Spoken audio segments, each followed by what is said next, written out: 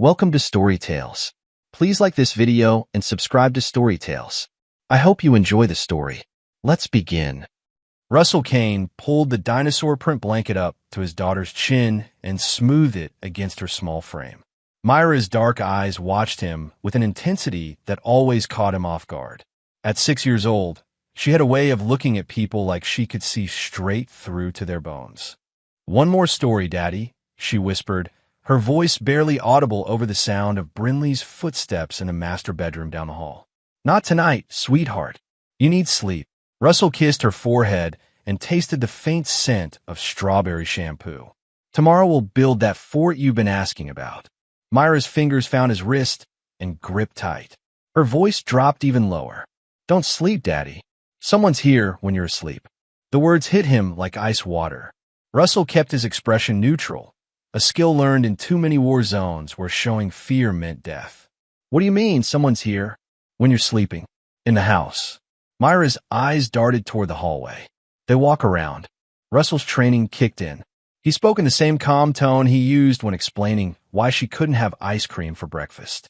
"Who walks around, Mira?" "I don't know, but they're quiet. Like they don't want you to hear."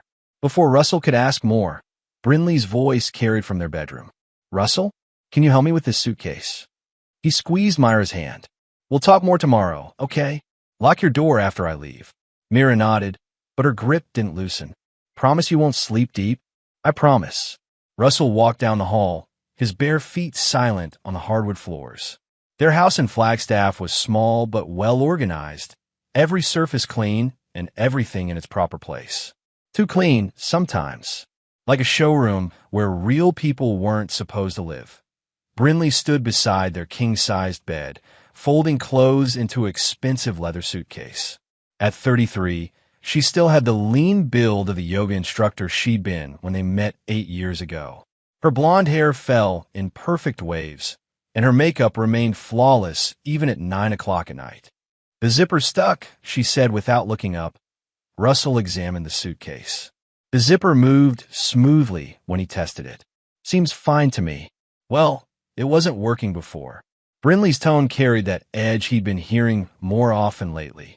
Sharp enough to cut, but delivered with a smile that never reached her eyes. "How long is this retreat again?" Russell asked, watching her fold a silk blouse with practiced precision. 2 weeks. Maybe 3 if I decide to stay for the extended program." She glanced at him. "Dr. Martinez says trauma recovery can't be rushed." Russell nodded. Brinley had been seeing Dr. Martinez for 6 months, ever since her mother's death in a car accident. The therapist specialized in grief counseling, and Brinley claimed the sessions helped. But Russell had noticed she seemed more distant after each appointment, not less. "Will you call every night?" "Mira likes hearing your voice before bed." "Of course." Brinley's smile looked practiced, though the retreat has limited phone access. "Part of the healing process." "Right." Russell picked up one of her scarves, a blue silk square he'd bought her for their anniversary 2 years ago. She hadn't worn it since. "This place is in Sedona, Phoenix." The Sedona location was booked. She took the scarf from his hands and placed it carefully in the suitcase. "I left the address and phone number on the kitchen counter." Russell had memorized both that morning. A quick internet search revealed the facility existed and offered trauma counseling. Everything appeared legitimate, but something in Brinley's manner felt rehearsed, like she'd practiced this conversation. "I'll miss you," he said, testing her reaction. "I'll miss you too." The words came out flat, automatic. Brinley closed the suitcase and set it beside the dresser. "Mira asleep?" "Just tuck her in." "Good. I want to get an early start tomorrow." Brinley moved to the bathroom and began her nightly routine of expensive creams and serums. Russell sat on the bed and watched her in the mirror. "She's been having some interesting dreams lately." "Oh!" Brinley's hand paused for a fraction of a second before continuing to apply moisturizer. "Says she hears people walking around the house at night. Kids have active imaginations." Brinley's reflection met his eyes. "Maybe she's watching too much television." "Maybe." Russell lay back against his pillow, though she seemed pretty specific about it. "Specific how?" "So they're quiet. Like they don't want to be heard." Brinley finished her routine and turned off the bathroom light. "I'm sure it's nothing." Children process stress in strange ways. What stress? Your deployment ended less than a year ago, Russell. She's still adjusting to having you home. Brinley slipped into bed beside him, but stayed on her side, facing away. We all are. Russell stared at the ceiling. His last deployment to Afghanistan had ended 10 months ago, and the transition back to civilian life hadn't been smooth. Starting his custom tactical gear business helped, but the income remained unpredictable. Money was tight, though not desperately so. But Mira had never shown signs of stress about his return. If anything, she seemed happier and more secure with him home. The walking sound she described didn't match the pattern of a child processing deployment anxiety. Brinley, when you get back from the retreat, maybe we should talk about seeing a family counselor. All three of us together. Silence stretched between them. When Brinley finally spoke, her voice was carefully controlled. Let's see how the retreat goes first. Russell listened to her breathing, gradually slow into sleep. Then he listened to the house. The old walls creaked as they cooled from the day's heat. The refrigerator hummed in the kitchen. Wind moved through the pine trees outside their window, normal sounds. House sounds, but Mira had heard something else. The red numbers on Russell's alarm clock read 2:13 a.m. when the sound woke him. Slow, deliberate footsteps in the hallway outside the bedroom. Not the quick patter of Myra's bare feet or the familiar rhythm of Brinley getting up for water. These footsteps belonged to someone larger. Someone trying to move quietly. Russell's body went still, every sense sharpening to combat alertness. In Afghanistan, this level of awareness had kept him alive through 16 months of roadside bombs and sniper fire. His hand moved slowly toward the baseball bat he kept beside the bed. The footsteps stopped. Russell waited, counting his heartbeats. 30 seconds. 60. Nothing. His bedroom door opened with the faintest whisper of hinges. Myra's silhouette appeared in the doorway, her stuffed elephant clutched against her chest. She moved like a ghost, her bare feet completely silent on the hardwood. She climbed into bed beside him without a word and pressed one small finger to her lips. Her dark eyes were wide, but not panicked. Alert, Russell nodded and slipped out of bed, grabbing the flashlight from his nightstand and the aluminum baseball bat. Brinley didn't stir. She'd always been a heavy sleeper, but her stillness seemed almost too complete. The hallway stretched before him, empty and dark. Russell moved with the systematic precision of room-clearing drills, checking corners and sight lines like he was back in Fallujah. The bathroom was empty. Myra's room was empty. The guest room at the end of the hall was empty. He checked the living room, kitchen, and dining area. Nothing out of place. No signs of forced entry. All windows were locked from the inside. But when Russell checked the security system panel beside the front door, his blood went cold. The motion sensors for the interior of the house showed a 7-minute gap between 2:10 and 2:17 a.m. The system's status read manual override. Someone had disabled the sensors from inside the house. Russell scrolled through the system's log. The override had been entered using the master code, the one only he and Brinley knew. But Brinley was asleep in their bed. He'd felt her breathing, seen her still form under the blankets. He reactivated the sensors and returned to the bedroom. Mira was sitting up in bed, watching the doorway. "Did you see anyone?" she whispered. Russell sat beside her and spoke quietly. "No, but you were right to come get me. They were in the kitchen." "How do you know?" "The floor squeaks by the sink." 3 squeaks, then nothing. Russell knew that squeak. The subflooring had warped slightly where a pipe had leaked years ago. You had to step in exactly the right spot to make that particular sound. "Mira, how many times have you heard people walking around?" She held up 4 fingers. "This is the 4th. Always at night. Always when you're sleeping. Never when mommy's gone." Russell processed this information. Brinley traveled occasionally for her part-time work with a yoga studio, teaching workshops in other cities. If Mira was right, the intruder only came when Brinley was home. "Why didn't you tell me before?" Myra's voice was barely audible. "Mommy said you'd be angry. She said it was probably just the house settling and I shouldn't bother you." Another piece clicked into place. Brinley had known about the footsteps. Known and dismissed them without investigating. "You can always tell me things like this," Russell said. "Even if Mommy says not to." "Okay, Mira nodded and curled against his side. Can I sleep here? Yes. Russell lay awake until dawn, listening. But whoever had been their house was gone, leaving behind only disabled sensors and the growing certainty that nothing in his life was what it seemed. Russell stood in his workshop behind the house, examining the security system's data logs on his laptop. Brinley had left 2 hours ago for her retreat, kissing him goodbye with the same practiced smile she'd been wearing for months. The motion sensor data revealed a pattern that made his stomach clench.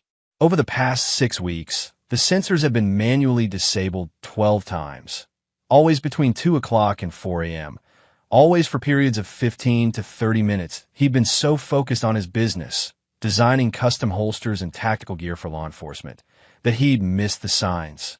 But now, looking back with a soldier's eye for detail, the anomalies were everywhere.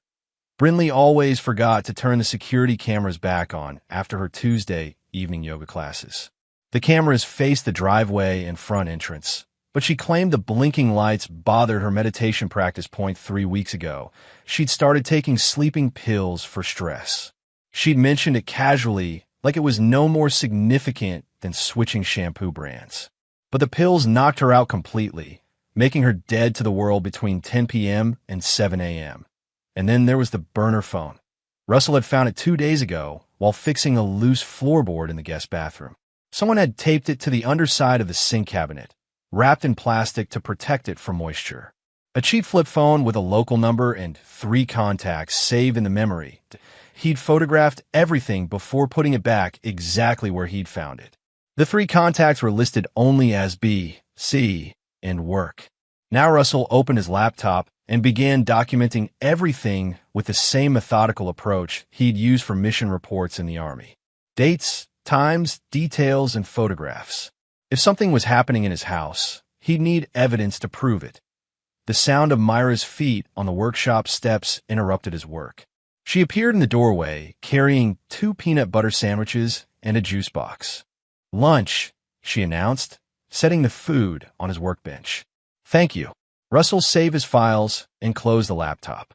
How are you feeling with Mommy gone? Mira climbed onto a stool beside him and bit into her sandwich. Better. Better how? The house feels different. Quieter. She swallowed and looked at him seriously. Daddy, can I tell you something? Always. There's a man with a blue hat. He comes when Mommy thinks you're busy. Russell kept his voice level. What does this man look like? Tall. Brown hair. He has muscles like you, but smaller. Mira traced patterns on the workbench with her finger. He talks to Mommy in the kitchen. What do they talk about? I don't know. They use quiet voices. But sometimes Mommy laughs the way she does when she thinks something is funny, but she doesn't want you to know. Russell knew that laugh. He'd heard it during phone calls she thought he couldn't overhear. Short and sharp, with an edge of secrecy. Does this man ever see you? No. I hide in the closet in the hall. There's a space behind the winter coats where I can see through the crack in the door. Smart girl. Russell felt pride and heartbreak in equal measure. No 6-year-old should need to hide in closets to feel safe in her own home. Mira, I need you to listen carefully. If you ever see this man again, I want you to come find me immediately. Don't hide in the closet. Come straight to me. Can you do that? What if you're sleeping? Wake me up. What if you're in the shower? Come anyway. What if? No matter what I'm doing, come find me. Russell took her small hands in his. You're the most important thing in the world to me. Nothing else matters as much as keeping you safe. Mira nodded solemnly. Daddy, do you think Mommy knows about the blue hat man? The question hung in the workshop, air like smoke. Russell looked into his daughter's eyes and saw an intelligence that cut straight to the heart of things. She'd already figured out more than she was saying. What do you think? He asked. I think she likes him better than us. The words hit Russell like a physical blow, but not because they were cruel, because they were probably true. Russell took Mira hiking in the Coconino National Forest, following trails that wound through stands of ponderosa pine and patches of golden aspen. The October air was crisp and clean, carrying the scent of pine needles and mountain earth. They'd been walking for an hour when Mira found a fallen log beside a small creek and declared it the perfect spot for lunch. Russell spread out a blanket and unpacked sandwiches, trail mix, and 2 bottles of water. Daddy, Mira swung her legs from the log, her hiking boots barely reaching the ground. Can I ask you something? Shoot, did you ever talk to someone when I wasn't home? The question was too casual, too carefully phrased. Russell recognized his own interrogation techniques reflected back at him through a 6-year-old's voice. Like who? I don't know. Just someone. Russell unwrapped his sandwich and considered his response. Mira was testing him, trying to understand if the behavior she'd observed was normal. He decided on honesty. No, the only people I talk to when you're not home are delivery drivers and maybe your Uncle Darian on the phone. Mira nodded and bit into her sandwich. What does Mommy say about me when I'm not here? Another carefully crafted question. Russell's chest tightened. What do you mean? Like when I'm at school or playing outside? What does she tell you about me? She says you're smart and creative. She worries about you being too serious sometimes. Russell watched Myra's face. What does Mommy say about me when I'm not here? Myra's feet stopped swinging. She stared at the creek water flowing over smooth rocks. She says you don't matter anymore. But I think you do. The words cut deep, but Russell kept his expression neutral. When does she say things like that? Sometimes on the phone. Sometimes to the blue hat man. Mira looked up at him. She says you're not strong like you used to be. She says you're broken from a war. Russell set down his sandwich. Do you think I'm broken? No. You're different from other daddies, but not broken. You notice things. You listen. You don't get mad about little stuff. Mira picked up a pine cone and examined it carefully. Mommy gets mad about little stuff. Like what? Like when I leave my backpack by the door instead of hanging it up. Or when you forget to put your coffee cup in the dishwasher. She doesn't yell, but her voice gets sharp, like she's cutting something. Russell knew that voice. It had been directed at him more and more frequently over the past year. Small criticisms delivered with surgical precision, each one designed to highlight his failures as a husband and father. Mira, has Mommy ever said anything about me going away? The question slipped out before Russell could stop it. But Myra's reaction told him everything he needed to know. Her small body went very still, and her eyes darted to his face. She says sometimes people need space to figure out who they really are. Did she say I need space? She says maybe you'd be happier somewhere else. Somewhere you could be a soldier again instead of trying to be a regular person. Russell felt something cold and sharp settle in his chest. Brinley was already preparing Mira for his absence, planting seeds that would make his disappearance seem like his choice, his failure to adapt to civilian life. What do you think about that? He asked. Mira threw the pine cone into the creek and watched it float away. I think you're happiest when we're together. Like right now. You don't look like you want to be somewhere else. I don't. Good. Mira leaned against his shoulder. Because I need you here. The house is scary without you. Russell wrapped his arm around her and stared into the forest. Somewhere back in Flagstaff, his wife was at a trauma retreat that probably didn't exist, and a man in a blue hat was likely going through his house, learning his routines and vulnerabilities. But here, sitting beside a mountain creek with his daughter, Russell felt the first stirrings of something he hadn't experienced since Afghanistan. The cold, calculating awareness that came before mission. He was at war again. But this time, the enemy wasn't wearing a uniform, and the battlefield was his own home. Russell waited until Mira was asleep before making the call. He sat in his workshop with the door locked and his laptop open to an encrypted messaging program he'd used during his military service. Darian Ames answered on the second ring. This is unexpected. How's civilian life treating you, cousin? I need help. Russell skipped the pleasantries. In Afghanistan, he and Darian had developed a shorthand that cut straight to the essential information. Someone's been in my house. Multiple times. I think my wife is involved. The line went quiet for several seconds. When Darian spoke again, his voice was sharp and focused. Tell me everything. Russell laid out the facts systematically. The disabled security sensors. The burner phone. Myra's observations about the blue hat man. Brinley's behavior changes and the convenient timing of her retreat. You still have that phone? Darian asked. It's back where I found it. I didn't want to tip anyone off. Smart. What about security cameras? External only, and Brinley's been turning them off regularly. Claims the lights bother her meditation. Right. Russell could hear typing in the background. I can be there tomorrow night. We'll set up a surveillance grid that would make the NSA jealous. Darian worked for a cybersecurity firm in Phoenix, but his real expertise came from 8 years as a signals intelligence analyst for the Army. If anyone could turn Russell's house into an impenetrable monitoring station, it was his cousin. "What are you thinking for deployment?" Russell asked. "Micro cameras in the common areas, hidden where your wife won't think to look. Audio pickups with voice isolation. Motion detectors that feed to a secure server instead of your home system. All of it invisible to casual inspection. And if she's really planning something, then we'll have everything documented in real time. Video, audio, digital footprints, financial transactions. The whole package." Darian paused. "Russell, if this goes where I think it's going, you need to be prepared for the fallout." "I know. Do you? Because taking down a spouse isn't like taking down an enemy combatant. This is going to get ugly in ways that have nothing to do with tactics and everything to do with family court and public opinion." Russell looked through the workshop window at the house where his daughter was sleeping. "She's already decided I don't matter. The only question is how far she's willing to go to prove it. All right, I'll drive up after work tomorrow with a van full of equipment. We'll spend the weekend turning your house into Fort Knox."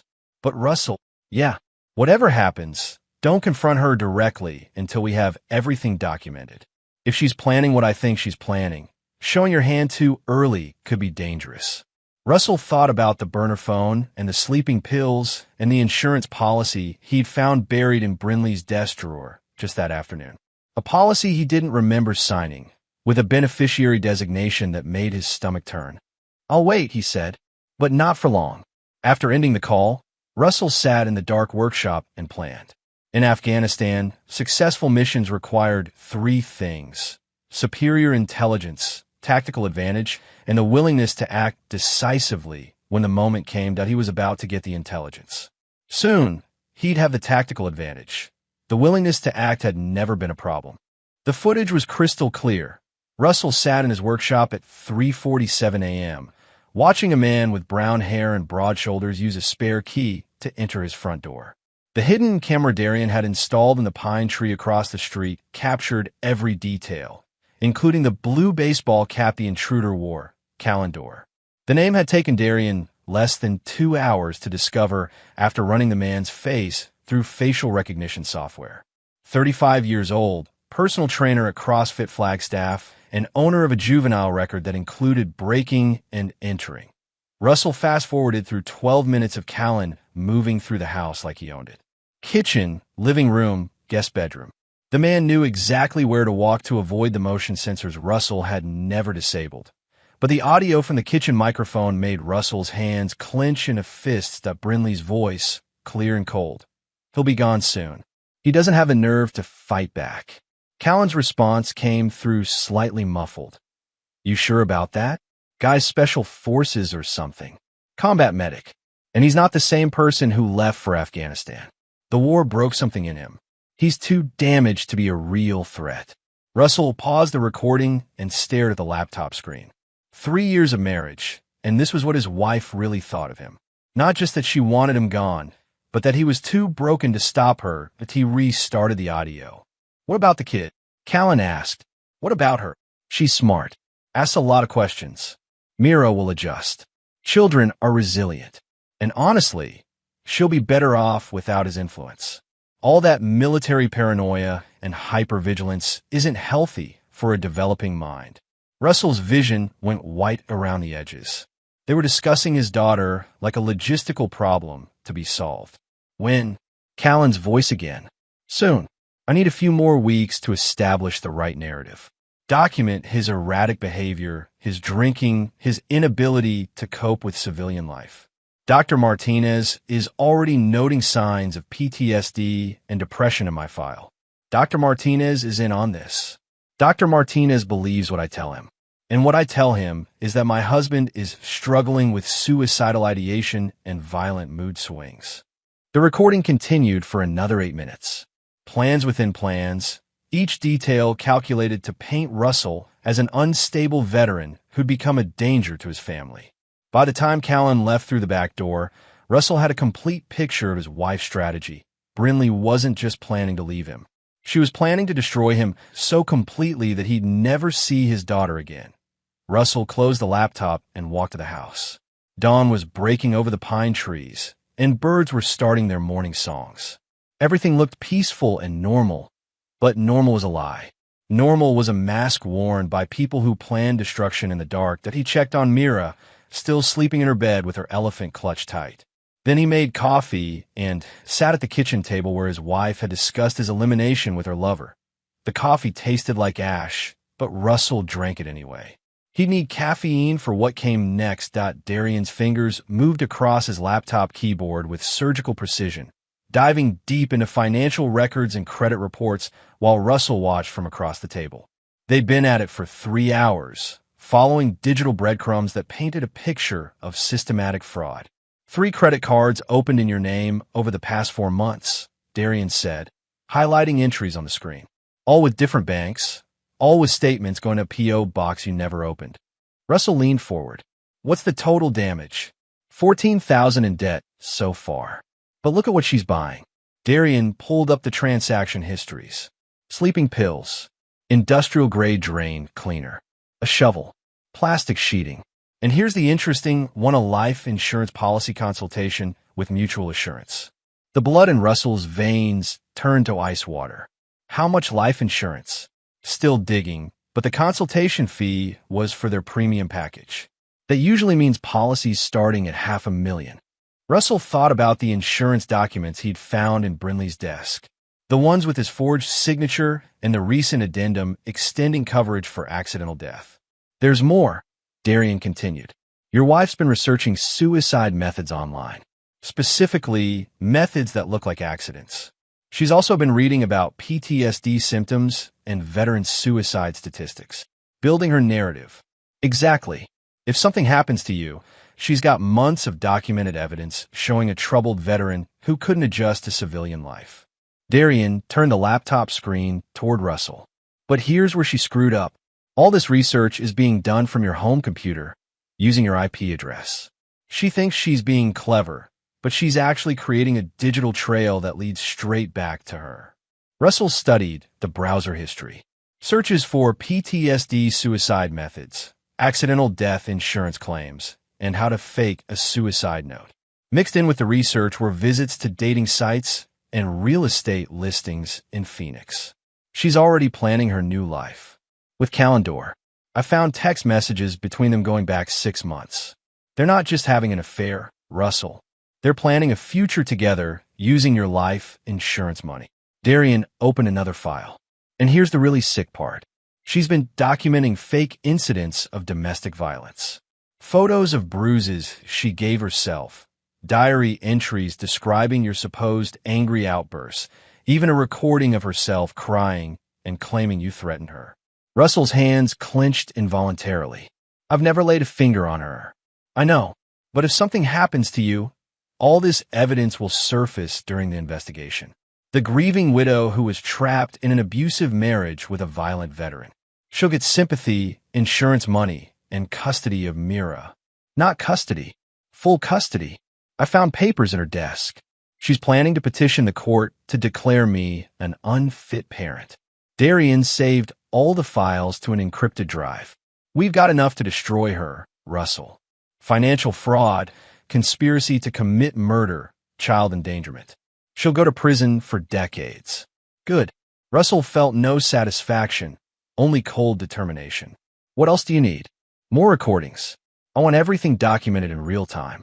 Her conversations with Callan, her meetings with whoever's helping her forge documents, and especially any attempt to carry out her plan. Russell nodded. In Afghanistan, gathering intelligence was only the first phase of an operation. Now came the hard part, waiting for the enemy to reveal themselves completely before striking. One more thing, Darian said. I ran a background check on Dr. Martinez. He's legitimate, but he's also young and inexperienced. Brinley's been feeding him a carefully constructed story about your mental health, and he's been documenting everything she tells him. Can we get his files? Working on it. But Russell, you need to understand something. Even when we expose all this, the damage to your reputation might be permanent. People will remember the accusations even after they're proven false. Russell thought about Mira sleeping upstairs, trusting him to keep her safe. My reputation isn't what matters here. Fair enough. But promise me something. When this goes down, let the system handle it. Don't take justice into your own hands. Russell met his cousin's eyes. I'll do whatever's necessary to protect my daughter. That's not a promise.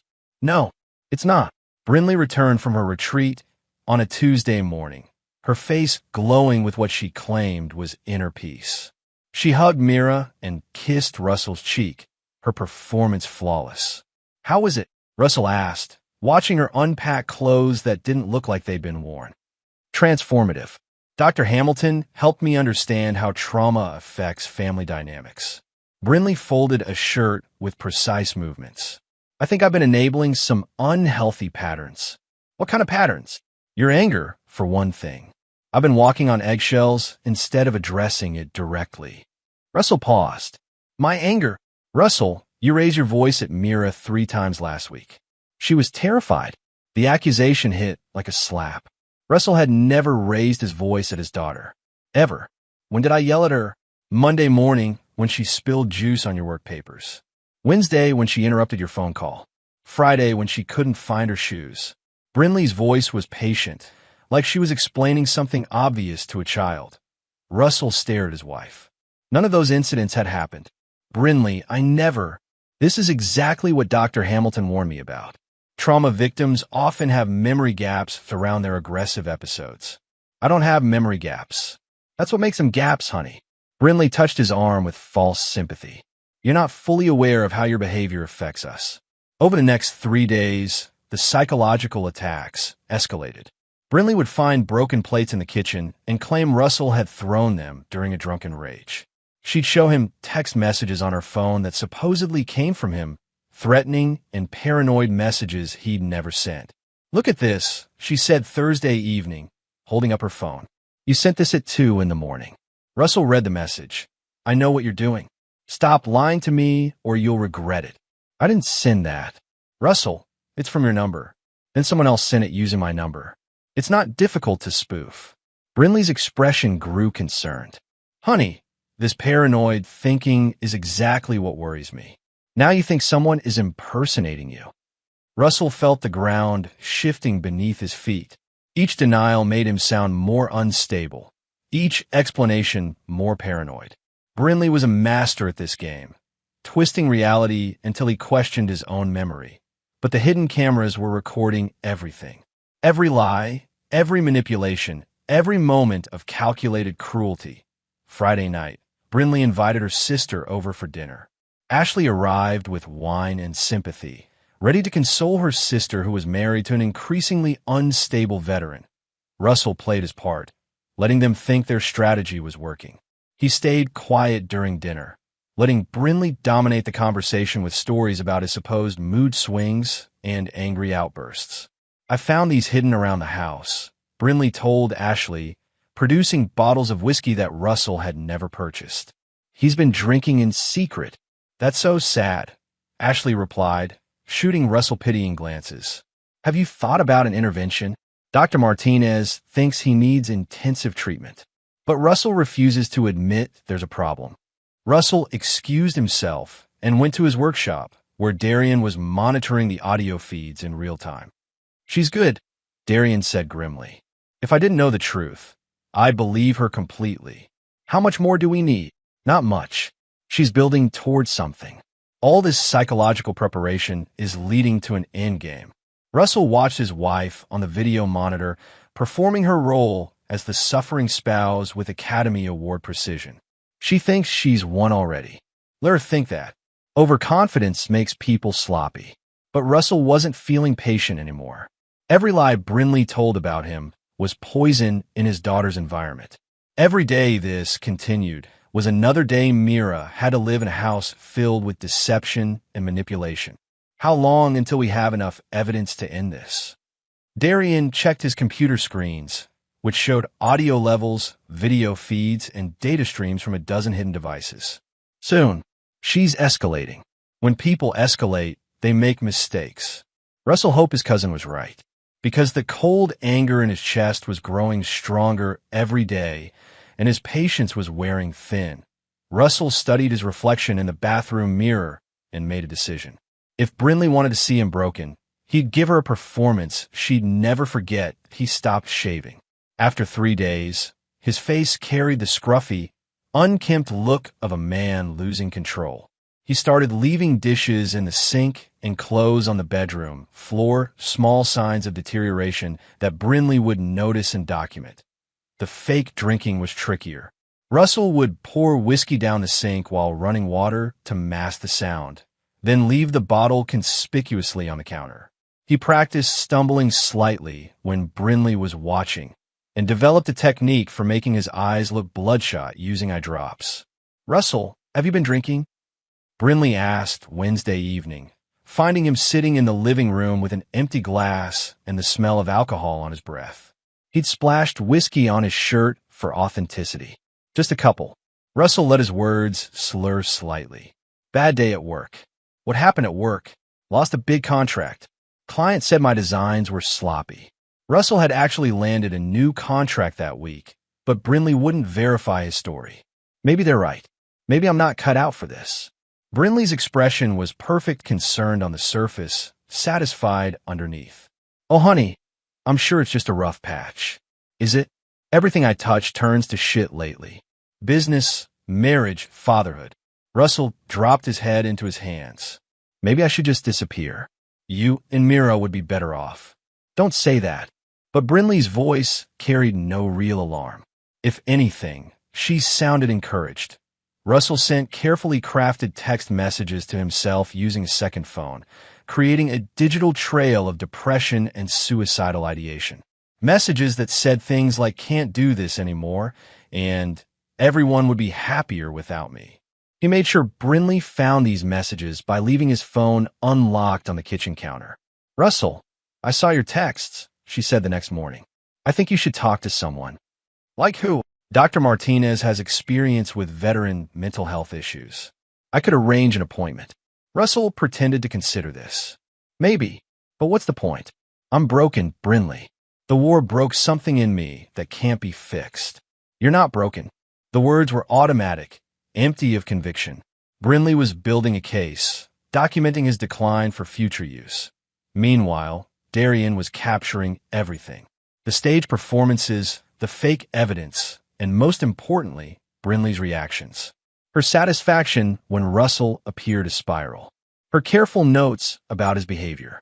Her phone calls to Callan where she described the plan's progress.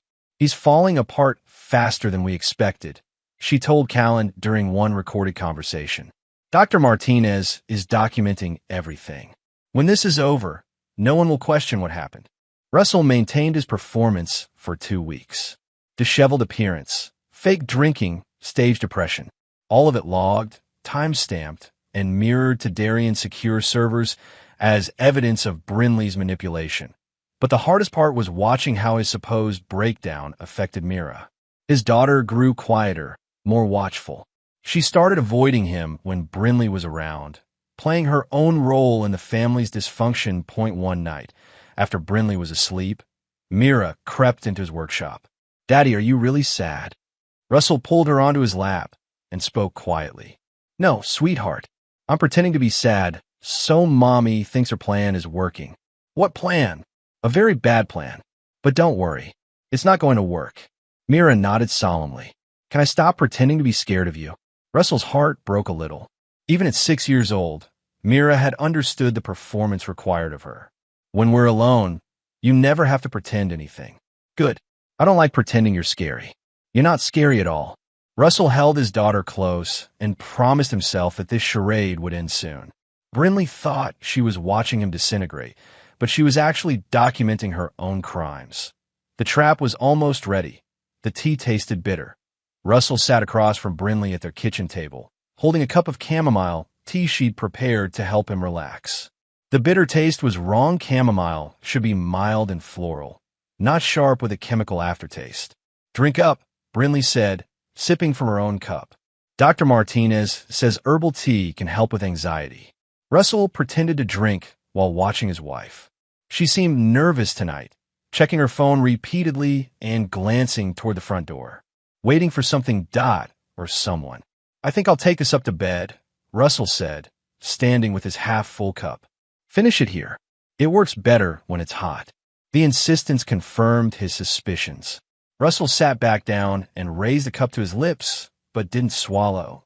Instead, he waited for Brinley to look at her phone again, then quickly switched their cups. Brinley didn't notice.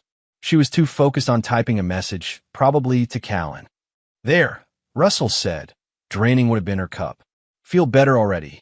Brinley looked up and smiled. "Good. Why don't you go upstairs and rest? I'll clean up down here." Russell climbed the stairs, but stopped on the landing, listening. Within minutes, he heard the front door open and Callan's voice in the kitchen. "Did he drink it?" "Every drop. Should take about 20 minutes to kick in fully. And then we staged the accident. Bathtub, like we discussed. Depressed veteran slips and hits his head. Tragic, but not surprising given his recent behavior." Russell's blood went cold. They weren't just planning to drug him, they were planning to kill him tonight. He crept back down the stairs and positioned himself where he could see into the kitchen. Brinley was sitting at the table, looking drowsy. The sedatives she'd meant for him were taking effect. "I feel strange," she said, blinking slowly. Callan moved to her side. "What do you mean strange?" "Sleepy. Really sleepy." Brinley's words began to slur. "Did you put something in the tea?" "You put something in the tea." "For Russell." Callan's voice was sharp with alarm. "How much did you drink?" Just a sip. Maybe two." Brinley's head lolled forward. "I think we switched cups somehow." Russell had heard enough. While Brinley slipped into unconsciousness and Callan panicked, he moved quickly through the house. First, he secured Myra's bedroom door from the outside. She was safe but contained. Then he returned to his workshop and activated every recording device Darian had installed. Everything that happened next will be documented in high definition. Brinley slept for 10 hours. During that time, Russell cloned her phone, downloading every message, photo, and contact. He photographed the contents of her purse, including a detailed handwritten plan for his murder. He accessed her laptop and copied files that contained research on inheritance law, life insurance claims, and child custody procedures. Most damning of all, he found her diary. The entries went back months, chronicling her relationship with Callan and her growing hatred for Russell. Page after page of toxic thoughts about her husband and plans for their future together. "When he's gone, I get the money, the house, and Mira. She'll learn to love Callan. Russell is weak, too damaged from the war to be a real father. Mira needs a strong male role model. Dr. Martinez believes everything I tell him. By the time this is over, everyone will see Russell as the unstable veteran who couldn't handle civilian life." Russell photographed every page, every sick fantasy, every cold calculation. Then he put everything back exactly where he'd found it. When Brinley woke up the next morning, groggy and confused, Russell was sitting in the kitchen reading a newspaper like nothing had happened. "How are you feeling?" he asked. "Terrible. Like I got hit by a truck." Brinley rubbed her temples. "What happened last night?" "You fell asleep at the kitchen table. I carried you up to bed." "I don't remember that. You were pretty out of it. Maybe you're coming down with something." Brinley looked around the kitchen, searching for signs of what had really happened. But Russell had cleaned everything, removed all evidence of Callan's presence. "Did anyone come by last night?" "Not that I know of." "Why?" "I thought I heard voices. Probably the neighbors." The Johnsons were having a party. The Johnsons lived 3 houses down and hadn't had a party in months. But Brinley's confusion made her susceptible to suggestion. Russell watched his wife struggle to piece together the previous evening and felt nothing but cold satisfaction. She'd made a crucial mistake, and now he had everything he needed to destroy her. The war was almost over. Russell sat across from Lenora Gall in her law office in downtown Flagstaff, a stack of documents and flash drives spread across her mahogany desk. At 41, Lenora had the sharp eyes and predatory smile of someone who'd built her reputation by annihilating her opponents in family court. "This is impressive work," she said, scrolling through the video evidence on her laptop. "Comprehensive, methodical, legally admissible. Your wife picked the wrong veteran to mess with. What's our position?" "Unassailable." You've documented conspiracy to commit murder, attempted poisoning, identity theft, insurance fraud, and child endangerment. The prosecution will be lining up to cut deals with her accomplice just to avoid trial. Lenora, open another file. But I'm more interested in the custody angle. These recordings of her discussing your daughter like property, planning to replace you with her boyfriend, no family court judge will let her within 100 miles of that child. How quickly can we move? I've already prepared the emergency custody filings. We can have them submitted within the hour. Lenora's smile was razor sharp. But Russell, I need to ask, are you prepared for what comes next? This will be scorched earth. Your wife will be destroyed publicly, criminally, and financially. Russell thought about Myra's whispered warnings, about the insurance policy with his forged signature, about 10 hours of recorded conversation where his wife and her lover planned his murder. She made her choice when she put my daughter at risk. Fair enough, but understand that this will be a media circus. Veteran exposes wife's murder plot is the kind of story that cable news lives for. Your family's dirty laundry will be public entertainment. As long as Myra is safe, I don't care about the rest. Lenora gathered the documents. Then let's ruin some lives. I'll file the custody petition this afternoon and arrange for the criminal charges to drop tomorrow morning. Do you have somewhere safe to take your daughter when this hits? My cousin has a place in Phoenix. We can stay there during the arrest and trial. Good, because once we light this fuse, there's no going back. Russell stood and shook Lenora's hand. There was never any going back. She made sure of that. 2 hours later, Russell was back home, helping Myra pack a suitcase for what he'd told her was a surprise trip to visit Uncle Darian. She chattered excitedly about seeing the city and going to the zoo, unaware that her world was about to change forever. Brinley was at her yoga class, or at least that's where she'd said she was going. More likely, she was with Callan, planning their next move against a husband they thought was spiraling towards self-destruction, that Russell's phone buzzed with a text from Lenora, filings complete. Criminal charges will be filed at 6 a.m. tomorrow. Arrest warrants issued for both targets. He typed back, understood. Then he turned off his phone and focused on his daughter. Tomorrow would bring chaos, media attention, and the complete destruction of the life they'd built here. But tonight, they were just a father and daughter packing for a trip, and Myra was excited about room service and hotel swimming pools. Russell could give her one more night of innocence before everything changed. Russell kissed Myra goodbye at Darian's apartment in Phoenix, then drove back toward Flagstaff through the desert darkness. According to his phone, it was 9:47 p.m. According to the tracking device Lenora had helped him plant in Brinley's car, she was already at home with Callan. He parked 2 miles from his house and hiked through the forest, approaching from the back where the trees provided cover. The tactical gear he'd worn in Afghanistan felt familiar: night vision goggles, communications equipment, and the comfortable weight of a sidearm he hoped not to use. But this wasn't Afghanistan. This was worse. In war, you knew who the enemy was. Russell settled into position 50 yards from his house, behind a fallen ponderosa pine that provided perfect concealment and clear sight lines to all the windows. Darian's cameras gave him interior coverage, but Russell wanted eyes-on confirmation of everything that happened tonight. Through his night vision, the house looked peaceful. Warm light in the kitchen windows, the flicker of the television in the living room. A picture of domestic tranquility hiding murder and betrayal. Russell activated his communication gear and spoke quietly into his headset. Phoenix Base, this is Overwatch. In position. Darian's voice crackled back. Copy, Overwatch. Flagstaff PD is standing by 3 minutes out. Legal team is monitoring all feeds. You are cleared to observe and report. Roger. Through the kitchen window, Russell could see Brinley and Callan sitting at the table where he'd eaten breakfast with his daughter that morning. They were drinking wine, their body language relaxed and celebratory. Russell switched to the audio feed on his phone and listened to their conversation. Told you he'd break eventually, Brinley was saying. Military guys are all the same. Put them under enough psychological pressure and they crack like eggs. What about the kid? Callan's voice. What about her? She'll adjust. Children are more resilient than people think. But won't she remember her father? Brinley laughed, a sound like glass breaking. She'll remember what I tell her to remember. That her father was sick, that he couldn't handle being a husband and father, that he took the coward's way out.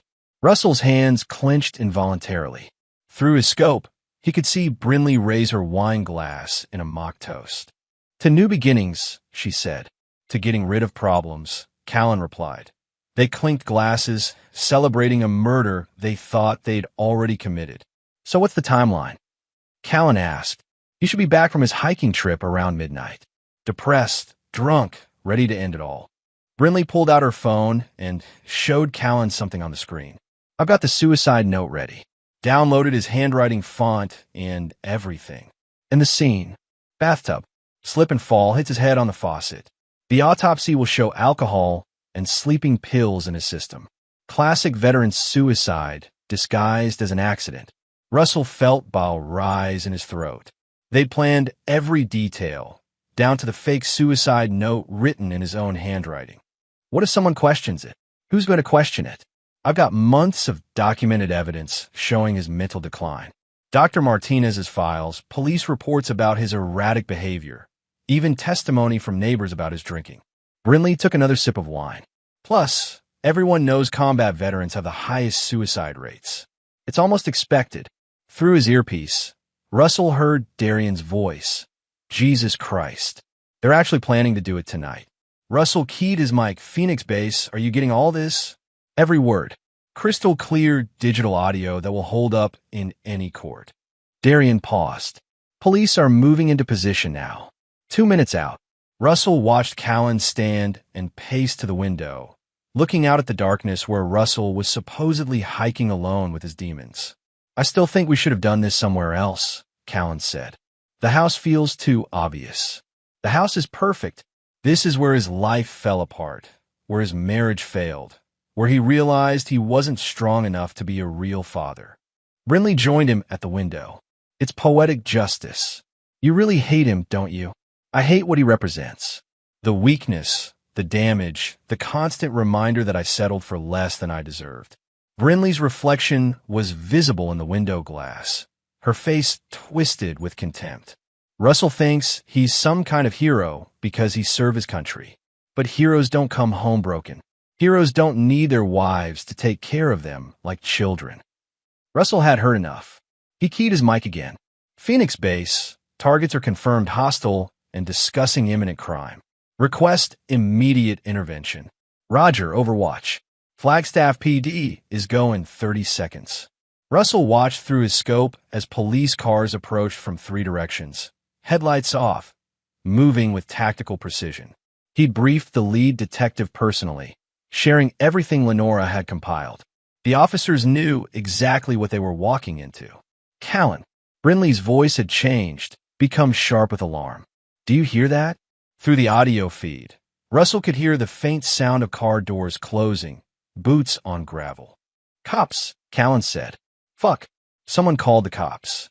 That's impossible. Russell is dead in a ravine somewhere, and no one else knows about.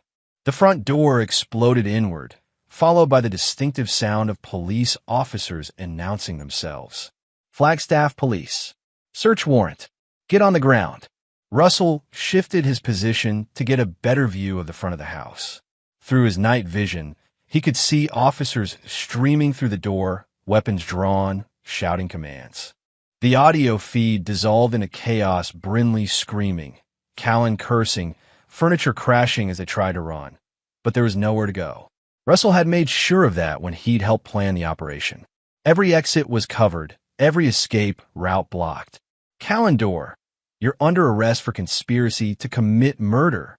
Brinley Kane, you're under arrest for attempted murder, conspiracy, and insurance fraud. Russell watched through his scope as his wife was handcuffed and read her rights.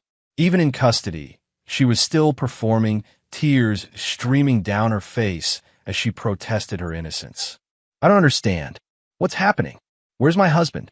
But the tears were wasted on the arresting officers. They'd all listened to the recordings of her planning Russell's murder. They knew exactly who they were dealing with. Russell keyed his mic one last time. Phoenix Base, this is Overwatch. Targets are in custody. Package is secure. Copy, Overwatch. Welcome home. Russell packed his gear and hiked back to his truck. By the time he reached Phoenix, Brinley and Callan would be in jail cells, and his daughter would be safe under his sole custody. The war was over. He'd won. The Coconino County Jail smelled like disinfectant and desperation. Russell sat in the small interview room, waiting while Detective Martinez brought Brinley up from her cell. Through the one-way mirror, he could see the booking area where his wife had been processed 6 hours earlier, as she'd requested to see him. Even in custody, even facing murder charges, Brinley believed she could manipulate her way out of trouble. The door opened, and Detective Martinez escorted Brinley into the room. She wore an orange jumpsuit that washed out her complexion and made her look older, more fragile. Her makeup was gone, her hair unwashed. For the first time in years, Russell was seeing his wife without her carefully constructed mask. 15 minutes, Detective Martinez said. I'll be right outside. The door closed, leaving Russell alone with the woman who'd planned his murder. Brinley sat across from him and immediately began to cry. Russell, thank God you're alive. I was so worried when the police said you were missing. Russell said nothing.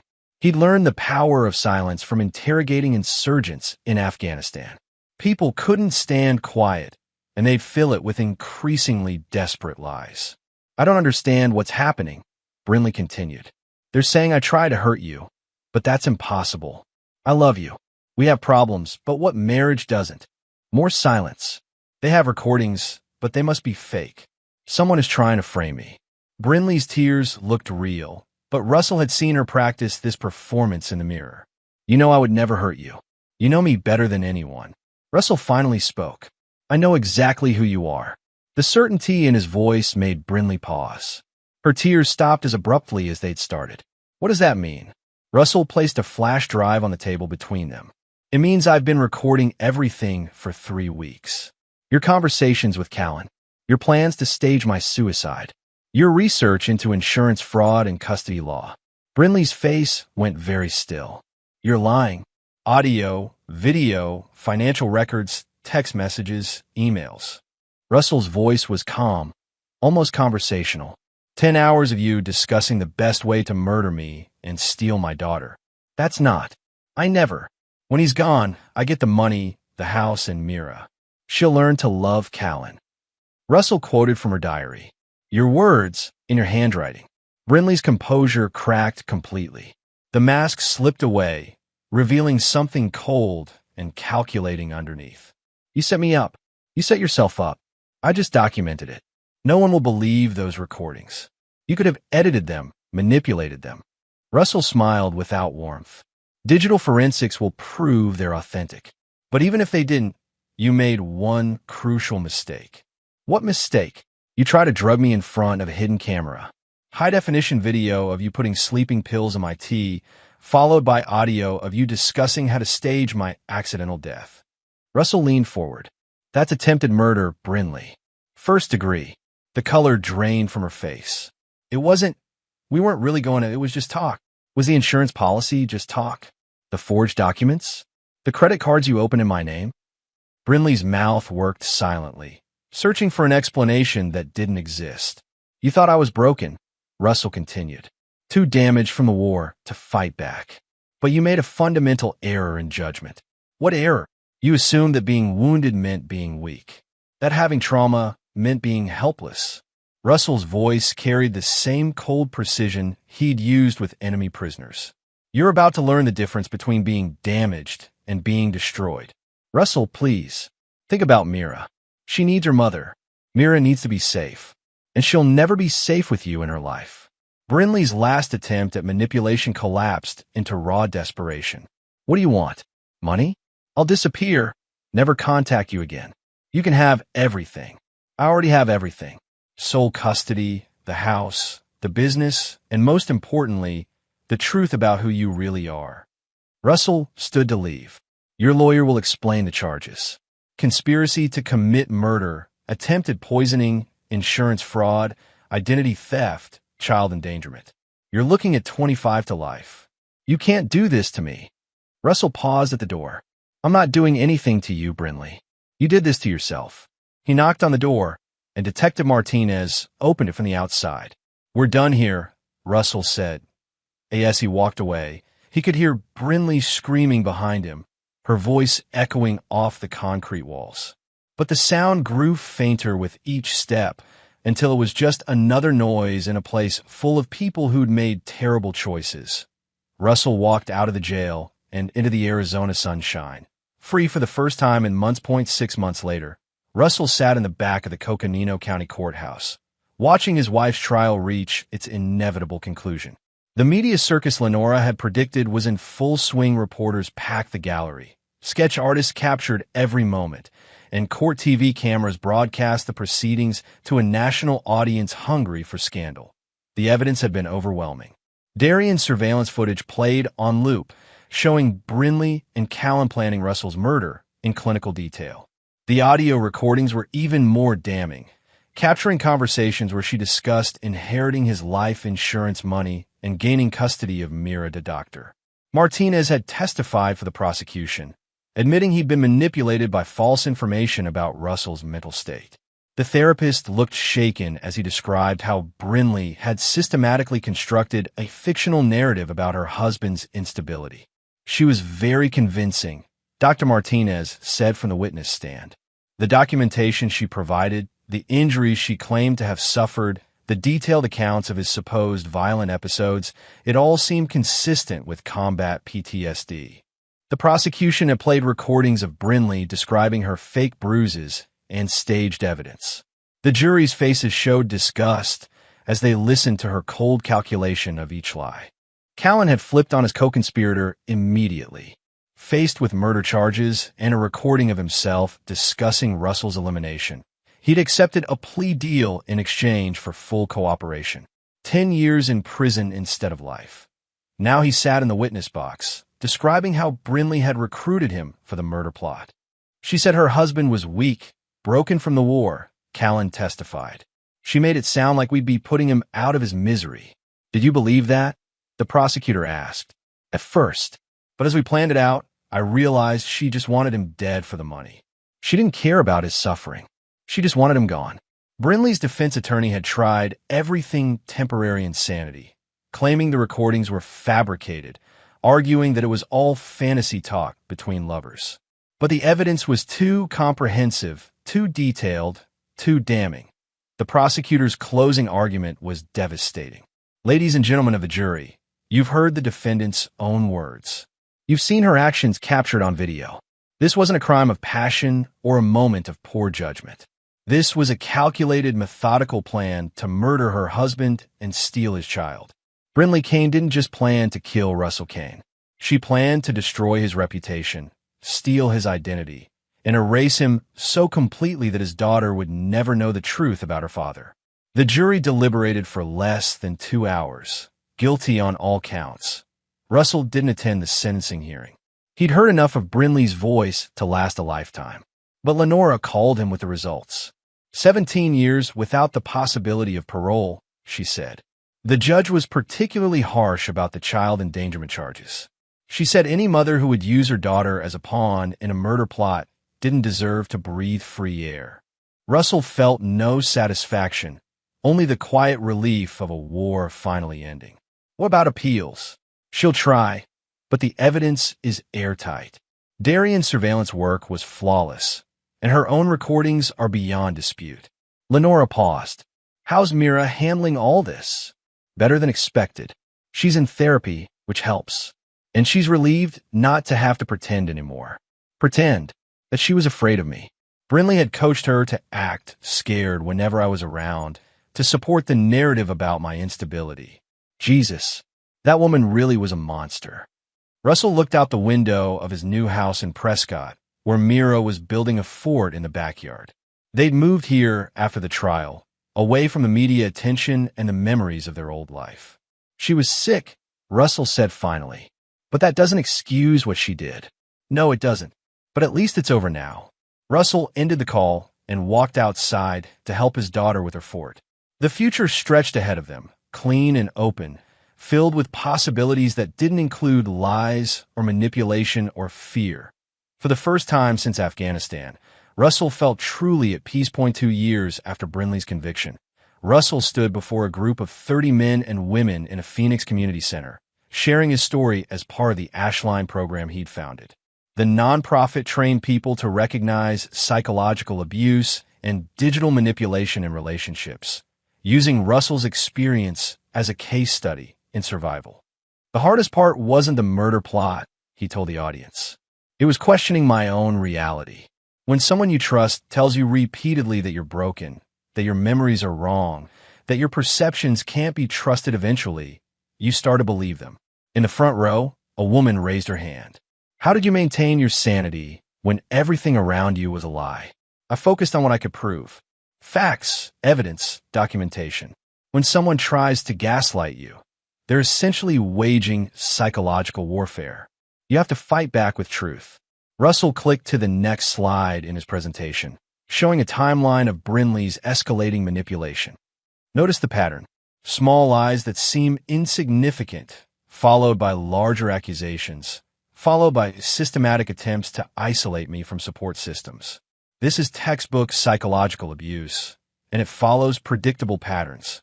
A man in the back row spoke up. What about the technology side? How do we protect ourselves from digital manipulation?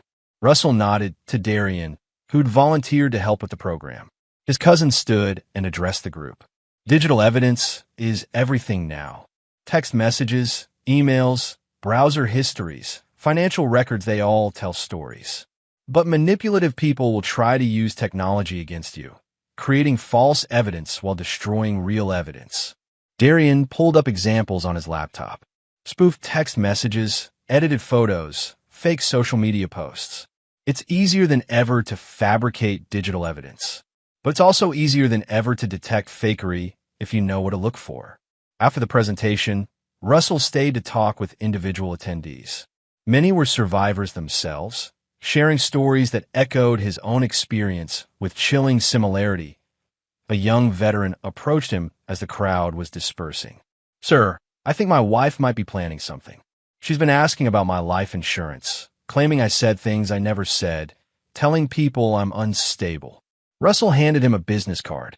"Call this number tomorrow. We'll help you document everything and connect you with resources. Don't wait until it escalates." The veteran nodded gratefully and left. Russell packed up his presentation materials, thinking about how many people were living the nightmare he'd survived. Ashline had helped over 300 people in its first 2 years of operation. Victims of gaslighting, financial fraud, and psychological manipulation. People who'd been told they were crazy until they started to believe it themselves. That Russell's phone buzzed with a text from Mira. "Daddy, when are you coming home? I made cookies." He smiled and typed back, "On my way, sweetheart." The drive from Phoenix to Prescott took Russell through desert landscape that gradually gave way to pine forest. He'd bought 10 acres outside the city, enough space for Mira to explore safely and for him to build the workshop he'd always wanted. Their house was modest but comfortable, with large windows that let in natural light and a deck that overlooked the mountains. Nothing like the sterile perfection of their old home in Flagstaff. Mira met him at the front door, flour in her hair and chocolate chips on her face. "I made snickerdoodles and chocolate chip, and something that was supposed to be oatmeal raisin, but I forgot the oatmeal." Russell hugged her and lifted her off the ground. "Sound perfect. Did you save any for me?" "Most of them. I only ate 3. Okay, 5. Maybe 7. They sat on the deck eating cookies and watching the sunset paint the mountains orange and pink. Mira chattered about her day at school, her friends, her plans for the weekend. She was 8 now, taller and more confident than the frightened child who'd whispered warnings about footsteps in the night. Therapy had helped her process the trauma of her mother's betrayal, but mostly she seemed relieved to live in a house where truth was the default. "Daddy," she said, finishing her 3rd cookie. "Mrs. Henderson at school says you're famous because you caught a bad guy. I'm not famous. I just did what I had to do to keep us safe. She says you're a hero." Russell considered this. Heroes don't let bad things happen in the first place. "I just clean up a mess after it was made." Mira leaned against his shoulder. "I think you're a hero anyway." Later that night, after Mira was asleep, Russell sat in his workshop reviewing applications for the Ashline program. Each application represented someone trapped in the same web of lies and manipulation he'd escaped. Some stories were worse than his. Some were just beginning. All of them deserved help. Russell approved funding for 5 new cases and scheduled training sessions for 3 more survivor advocates. The work was hard, emotionally draining, but necessary. He turned off his computer and walked to the house. In her bedroom, Mira was sleeping peacefully, her stuffed elephant tucked under one arm and her latest drawing propped against the nightstand. The drawing showed a tall tree with a tire swing, a small girl with dark hair, and a man standing guard nearby. At the bottom, in her careful second-grade handwriting, she'd written one word: safe. Russell woke to the sound of rain on the roof and Mira singing in the kitchen. 3 years had passed since Brinley's conviction, and their life in Prescott had settled into comfortable routines that felt like safety made tangible. He found his daughter making pancakes, her tongue sticking out in concentration as she flipped them with more enthusiasm than skill. "Morning, chef. How many casualties so far?" "Only 2. And they're not casualties, they're practice pancakes." Mira gestured to 2 charred circles on a plate. "The rest are perfect." Russell examined her work. The pancakes were uneven and slightly burnt, but made with love and independence he'd never take for granted.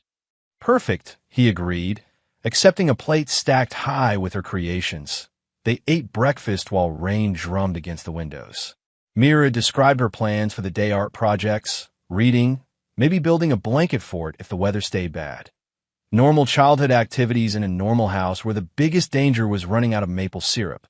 After breakfast, Russell went to his workshop to work on a new tactical vest design, while Mira settled in the living room with her art supplies.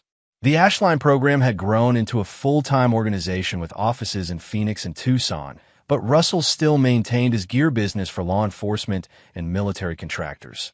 Both careers felt like extensions of the same mission, protecting people who stood between civilians and danger. Around noon, Mira appeared in his workshop doorway, holding a canvas board and paint-stained fingers. "I finished my painting. Want to see?" She turned the canvas around, revealing a scene that made Russell's breath catch in his throat. A large tree dominated the center, its branches strong and protective. A small girl sat on a tire swing hanging from one branch, her face bright with joy. And standing nearby, watching over them both, was a tall figure that looked unmistakably like Russell. But it was the background that captured the painting's emotional truth. Where another child might have painted houses or flowers, Mira had painted walls strong, solid barriers that kept the dangerous world to be the bottom of the canvas. In her neat 8-year-old handwriting, she'd written a single word: safe. Russell knelt down to her level. "It's beautiful, sweetheart. Is that how you feel? Safe. Every day." Mira pointed to the painted figure standing guard. "Because you're watching out for us. Always," Russell promised. "No matter what." Mira hugged him with paint-sticky fingers, and Russell felt the last of his war wounds finally heal. Not the physical scars from Afghanistan, those would always remain. But the deeper injury inflicted by betrayal and broken trust had closed completely. They hung the painting in the living room, where it joined a gallery of Myra's artwork that chronicled their life together. Pictures of their house, their hiking adventures, their quiet moments of contentment, in shadows in any of the drawings. No hidden figures or whispered threats. Just a father and daughter building a life founded on truth and protected by vigilance. That evening, Russell sat on their deck reading while Mira practiced violin inside. The rain had stopped, leaving the air clean and cool. Stars were beginning to appear between breaking clouds. His phone buzzed with a text from Lenora. Brinley's latest appeal was denied. Final decision. She'll serve every day of her sentence. Russell typed back, "Good." He deleted the message thread and put his phone away. Brinley belonged to the past, a cautionary tale he shared with Ashline audiences, but no longer a presence in his daily thoughts. The future was what mattered now. Myra's education, the Ashline program's expansion, the simple pleasure of watching his daughter grow into the confident young woman she was becoming. Russell listened to her violin practice through the open window, a simple melody she'd learned that week, played played with more determination than skill. Like her pancakes, like her paintings, like everything she did, it was imperfect but genuine, authentic in a way that Brinley had never been. When Mira finished practicing, she joined him on the deck with 2 cups of hot chocolate. "Daddy," she said, settling into the chair beside him, "do you ever miss the old house?" Russell considered the question. "I miss some things about it. The workshop was bigger. The view of the mountains was different, but not really miss it. No, not really." Russell looked at his daughter, so serious and thoughtful. "This is home now. This is where we belong." Mira nodded and sipped her hot chocolate. "I like it better here. It feels more real." More real. At 8 years old, Mira had captured something that Russell was still learning to articulate. Their old life had been built on foundations of lies and manipulation. This new life was constructed from truth, brick by brick. They sat in comfortable silence, watching stars emerge in the clearing sky. Somewhere in the distance, an owl called across the forest. Night sounds that spoke of wildness and peace in equal measure. "Time for bed, sweetheart. 5 more minutes. 5 more minutes." Russell pulled a blanket around his daughter's shoulders and continued watching the stars. 5 minutes became 10, then 20, but he didn't mind. These moments of peace were hard-earned and worth protecting. Eventually, Mira fell asleep in her chair. Russell carried her inside and tucked her in a bed, the same ritual he'd performed 1,000 times before. But now it carried no undertone of fear, no whispered warnings about footsteps in the night, just a father putting his daughter to bed in a house where safety was real and love was honest. Russell turned off the lights and walked through their home, checking locks and setting the security system. Old habits from his military days, but also practical precautions for a man who'd learned that evil could wear a familiar face in his bedroom. He looked out at the forest surrounding their property. Miles of pine and aspen, mountains and sky, space enough to breathe and grow without interference from the past. Tomorrow would bring new challenges. Ashline cases to review, gear designs to complete, the constant work of building a life worth living. But tonight, his daughter was safe in her bed, his home was secure, and the future stretched ahead with possibility. Russell fell asleep to the sound of wind in the trees and rain beginning again on the roof. Natural sounds in a natural world, far from the artificial perfection of manipulation and lies. In the morning, he'd wake to Myra's singing and another day of the life they'd built together. A life founded on truth, protected by vigilance, and made beautiful by the simple fact that they'd survived.